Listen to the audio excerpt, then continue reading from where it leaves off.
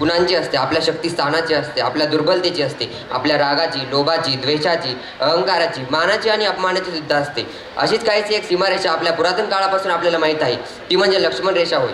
याच लक्ष्मण रेषेवर आधारित रामायण हे आपले प्राचीन महाकाव्य नाट्यरूपात घेऊन येत आहेत या 6वी व 7वीचे बालकलाकार. ते सादर करणार आहेत एक नाटिका. नाटिकेचे नाव आहे लक्ष्मण रेषा. एकूण सहभागी विद्यार्थी आहेत 17, त्यात 14 मुले आणि 3 मुली. नाटिकेचे नाव आहे लक्ष्मण रेषा. नमस्कार, मेरा नाम है संस्कृति। हमारे भारत देश में वेद, पुराण, पूजा पाठ और हमारी संस्कृति इनको बहुत महत्व है। उसी में ग्रंथ भी आते हैं। रामायण का एक प्रसंग यहाँ पर कक्षा 6ठी और 7वीं के छात्र प्रस्तुत करने वाले हैं। इस प्रसंग में सीताहरण, लक्ष्मण रेषा और रावण वध यह दिखाने वाला है।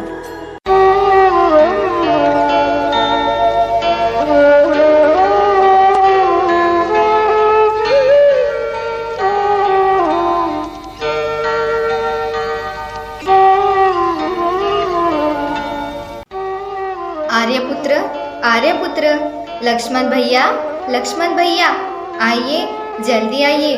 मैंने एक अद्भुत दृश्य देखा है। क्या हुआ सीते? एक अलौकिक मृग हमारे आश्रम के पास घूम रहा है। अलौकिक मृग?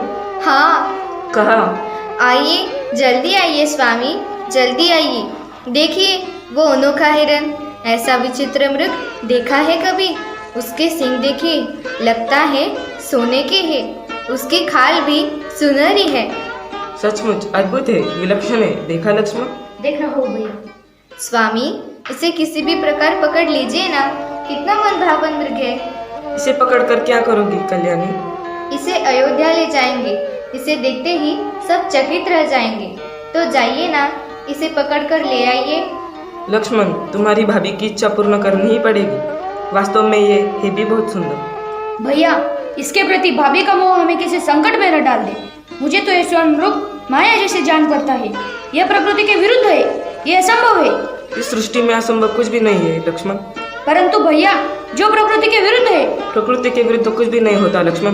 भगवान की माया के सामने ज्ञान विज्ञान का तर्क काम नहीं करता। भगवान की माया हो सकती है, परंतु मुझे ये कोई राक्षसी माया जान पड़ती है।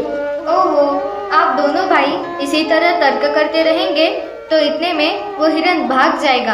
आप मेरी इतनी सी भी इच्छा पूरी नहीं कर सकते स्वामी। लक्ष्मण, लगता है सीता मृग को पाए बिना मानेगी नहीं। मैं अभी जाता हूँ। भैया, मुझे अब भी संदेह है कि कोई राक्षसी माया न हो। यदि राक्षसी हुआ तो उसका अंत होना भी आवश्यक है। लक्ष्मण, तुम पर्णकुटी में सीता के साथ सावधानी से इनकी रक्षा में रहना, कहीं तुम्हारा संदेह सत्य न हो।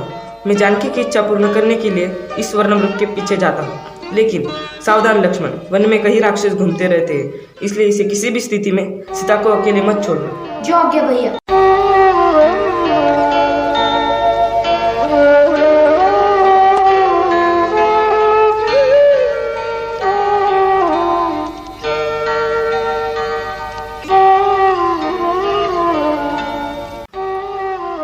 भाई लक्ष्मण, लक्ष्मण, सीते, सीते।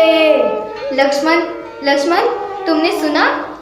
बचाओ, बचाओ। तुम्हारे भैया हमें बड़े अंतस्वर से बुला रहे हैं। वो अवश्य किसी संकट में फंस गए होंगे। उनकी आवाज में कितनी करुणा है। लगता है उन्हें बहुत सारे राक्षसों ने घेर लिया होगा। लक्ष्मण, तुमने नहीं सुनी उनकी पुकार? सुनिए भाभी। तो फिर तुम यहीं पे खड़े हो। जाओ लक्ष्मण, जाके उन्हें बचाओ। लक्ष्मण, क्या हुआ? तुम जाते क्यों नहीं? क्योंकि मैं जानता हूँ भैया किसी संकट में फंस ही नहीं सकते। भाभी, आपके स्वामी को देव, असुर न दानव कोई परास्त नहीं कर सकता। ये कदाचित भैया की आवाज नहीं है। आप इतने अधीर न हो भाभी, धीरज रखिए।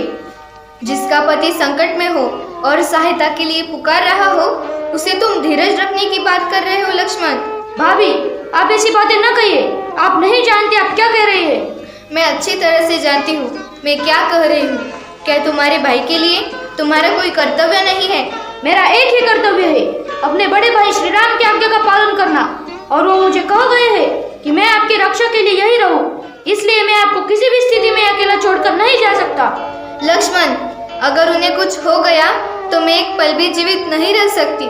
फिर मेरे मृत शरीर की रक्षा करना और करते रहना अपने भाई की आज्ञा का पालन। भाभी, आप समझती क्यों नहीं? भैया पे कोई आज आ ही नहीं सकती। तीनों लोगों में ऐसा कोई वीर नहीं जो उन्हें परास्त कर सके। लक्ष्मण, तुम भाभी की आज्ञा का उल्लंघन कर रहे हो। इसकी मुझे आशा नहीं थी। कायर हो तुम। भाभी, आप मुझे कायर मत कहिए। कायर नहीं तो मेरी आज्ञा का पालन करो। भाभी, आप हट मत कीजिए, कुछ अमंगल हो जाएगा। अगर तुम नहीं गए तो अमंगल हो ही जाएगा। लक्ष्मण, बातों में समय मत गवाओ। भाभी, आप मुझे विवश मत कीजिए।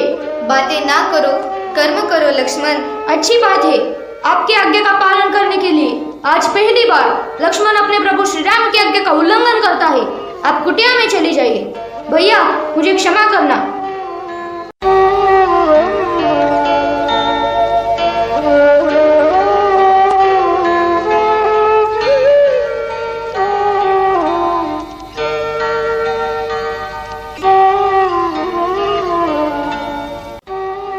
माता, मैंने यहाँ एक रेखा खींच दी है। कोई भी इस लक्ष्मण रेखा को पार कर अंदर आने का साहस करेगा तो जलकर भस्म हो जाएगा। इसलिए माता, मेरी आपसे विनती है, किसी भी परिस्थिति में राम भैया के आने तक आप अपने चरण इस रेखा से बाहर मत रखिए।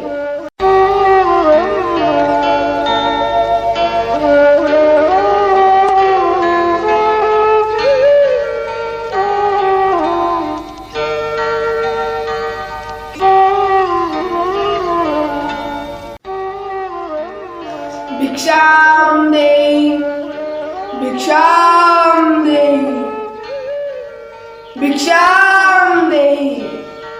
प्रणाम महात्मन। कल्याण हो देवी, हम बहुत दूर से आए हैं और भूखे हैं।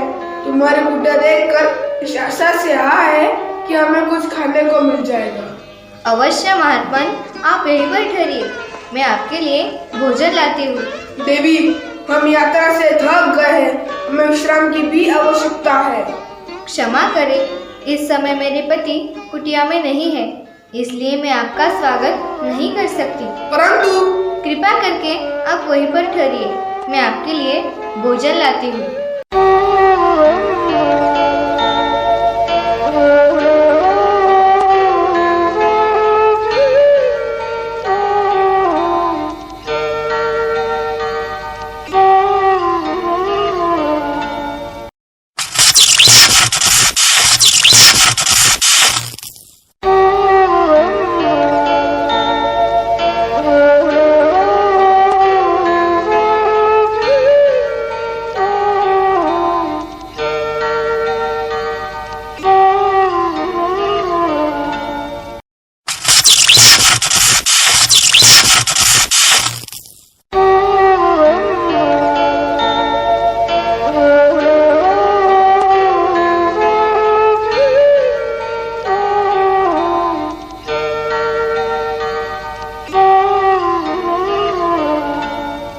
मुनिराज, मैं आपके लिए भोजन लेकर आई हूँ, ये लीजिए। ले आओ देवी। कृपया आप ही को यहाँ आना होगा। अब तो हमने आसन जमा लिया है, यात्रा से थके हुए हैं, बार बार उठा नहीं जाता।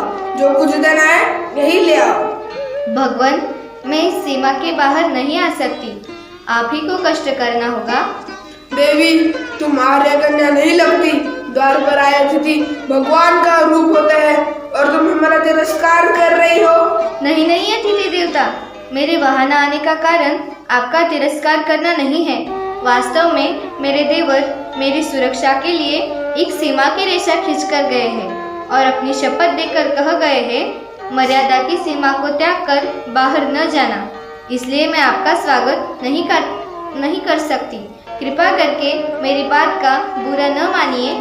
बस बहुत हो चुका, तुम बार बार हमारा तिरस्कार कर रही हो। पहले हमें कुटिया से अंदर आने के लिए रोक दिया और अब दूर से खाना दे रही हो जैसे हम पशु पक्षी हो। ऐसा व्यवहार नीच जाति के लोगों से किया जाता है। कोई संत महात्मा द्वार पर आ जाए तो बड़े आदर से स्वयं उसके पास जाकर चरण छूकर भिक्षा दी जाती है। ठीक है, हम तुम्हारे द्वार से भूखे ही चले जाएंगे, लेकिन सम्मान के बदले हम तुम्हें श्राप देंगे। नहीं नहीं मुनिराज, मुझ पर दया कीजिए। मुझे अपनी पुत्री के समान समझकर मेरी समस्या और व्यवस्था को समझने की चेष्टा कीजिए। हम सब समझते हैं, सब कुछ जानते हैं। हम त्रिकालदर्शी हैं, मूर्ख स्त्री, हम सब देख रहे हैं। तुम्हारा पति इस समय एक स्वर्ण मृग का शिकार करने वन में भागा भागा फिर रहा है, लेकिन इस अपमान के बदले हम उन्हें श्राप देंगे। नहीं नहीं, उन्हें श्राप मत दीजिए, मैं वही आती हूँ। आप मेरे पति को श्राप मत दीजिए, उन्हें श्राप मत दीजिए। मुझ पे दया कीजिए, मुझसे भूल हो गई है, मुझे क्षमा कर दीजिए। जाओ कन्या, मैंने तुम्हें क्षमा कर दिया। हम तुम जैसे सुंदर नारी के अश्रु नहीं देख सकते। मैं मिथिला नरेश जनक राजा की पुत्री हूँ। मिथिला की राजकुमारी और इस अवस्था में ये कैसा दुर्दैव है। तुम्हें तो त्रिलोकी राजा की पत्नी होना चाहिए था। मेरे लिए तो मेरे पति ही त्रिलोकी के राजा है, उनसे बढ़कर और कोई हो सकता है क्या? अवश्य हो सकता है, हम तुम्हें बताते हैं।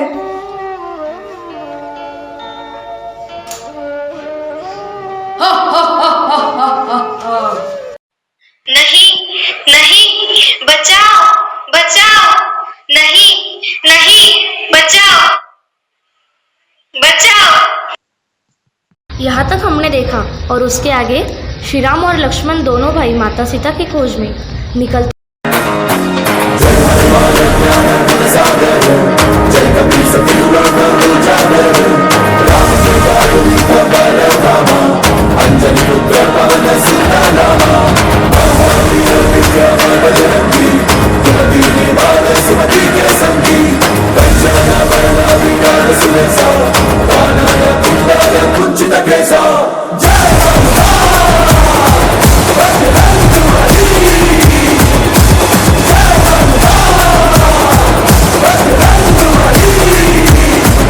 हनुमान जी, सुग्रीव, जामवंत, निषादराज और वानर सेना, इस तरह सब सेना मिलकर माता सीता को खोजने और वापस लाने के लिए निकल पाते हैं। जैसे ही उन्हें पता चलता है कि माता सीता को रावण अपने लंका लेकर गया, तो रावण को पहले समझाकर एक अवसर देते हैं, लेकिन रावण नहीं समझता। तो सीता माता को वापस लाने के लिए प्रभु श्री राम, लक्ष्मण भैया और हनुमान जी, सुग्रीव जी, निषादराज और अंगद नल, नील और पूरी वानर सेना रावण से युद्ध करते हैं।